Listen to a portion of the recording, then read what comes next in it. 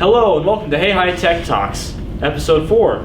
Today we have this new special guest, and I'm your host Cody, and this is... Zach. Hello everybody. And I'm Jordan. How's it going? Yes, indeed. Let's get started with the news. What do you have today for us, Zach?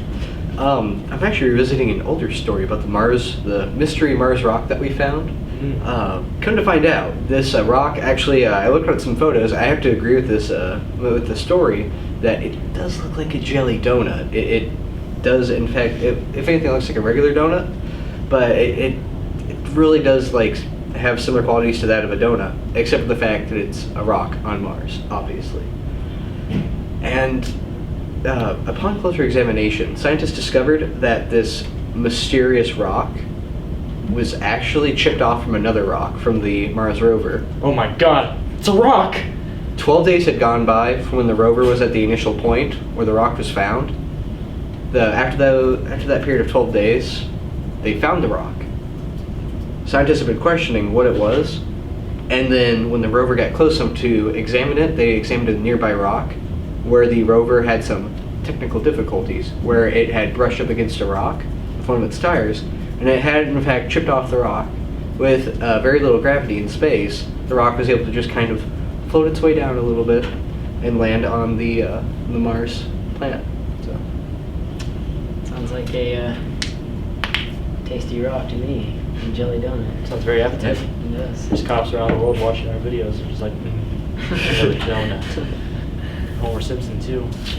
Well, I'm glad they found out that it was in fact a rock and not like some Martian that just sprung up out of nowhere. Even though I wish it was a Martian, that'd be really cool. Well, they have to debate the scientific, well, do they come in peace? Will we come in pieces? Who knows? Well, obviously that rock came in pieces.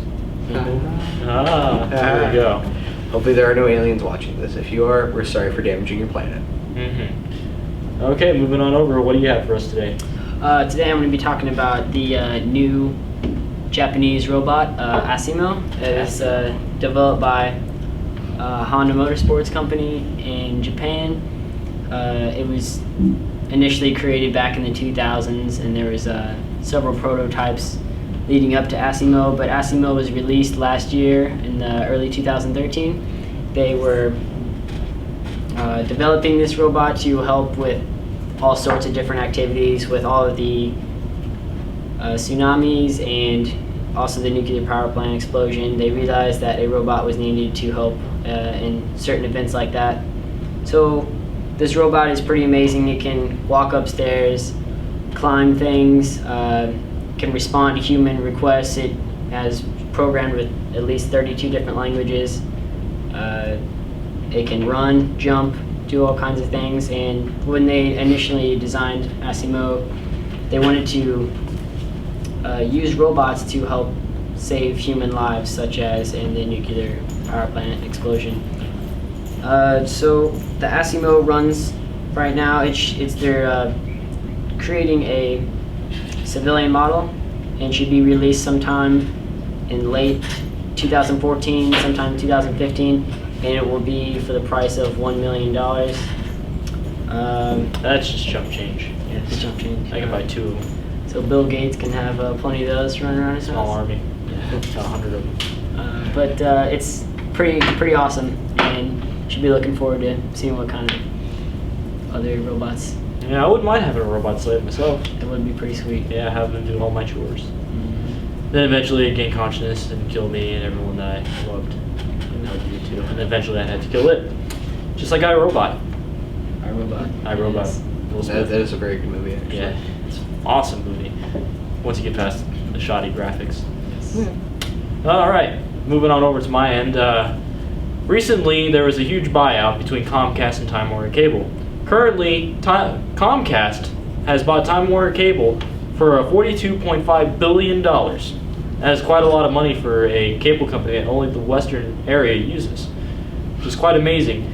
This is now going to limit what television companies you can buy from. And currently, if you have Comcast, you may not be able to get Netflix, mainly because they find that as a competitor instead of a legitimate television application.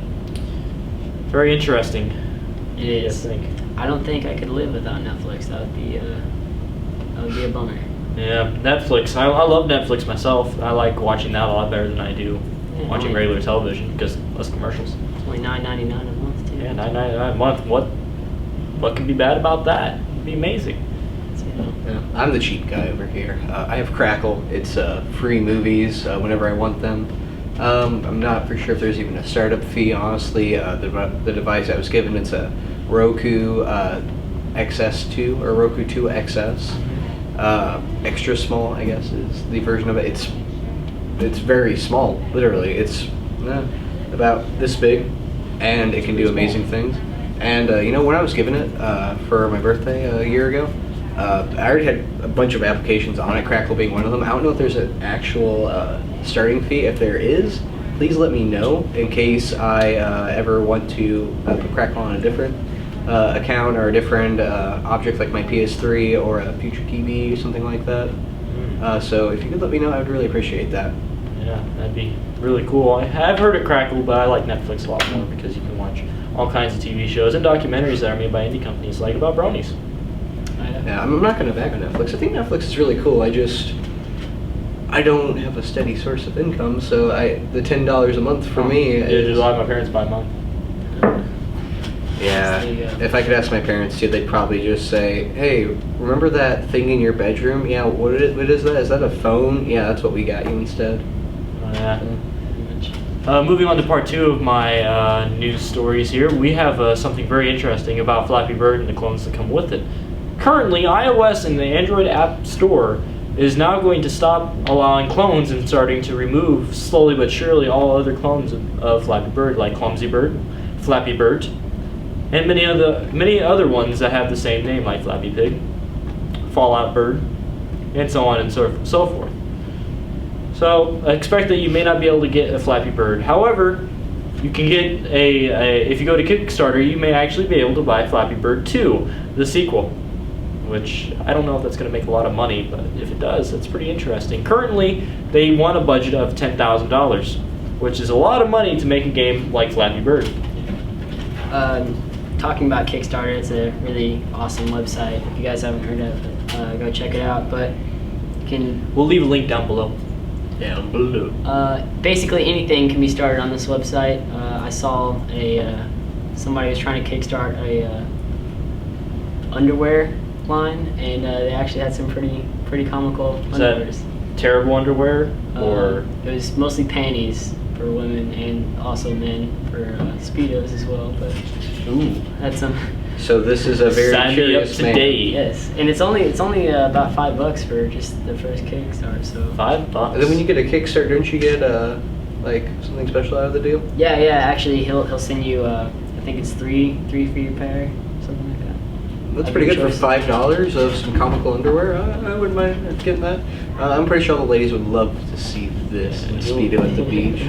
You'll find some very interesting things on Kickstarter also, like terrible clothing, like I mentioned too, where you're able to like tear the clothing off and they have really cool designs for that. Also, if you are more of a person that likes leotards, you can buy them too. I wouldn't buy one. I love leotards. Yes, as a matter of fact, Jordan and I are actually going to go prancing through a field of dandelions after this in our leotards. Yes. Fantastic. Yes, we are. In the snow too. Yes. Lots of snow here. I think dandelions grow in the snow. But I'll go to the store and buy some. Yep. We'll buy some and throw them out there. Yes. So that concludes our news. So we won't have a showcase today, but we'll have one next week, hopefully, if we can figure out what to talk about. We may just bring up some random technology that we use to make our recordings. We don't know, but stay tuned for more. As always, I'm your host, Cody. I'm Jordan. And I'm Zach. See you guys later. Bye. Goodbye, everybody.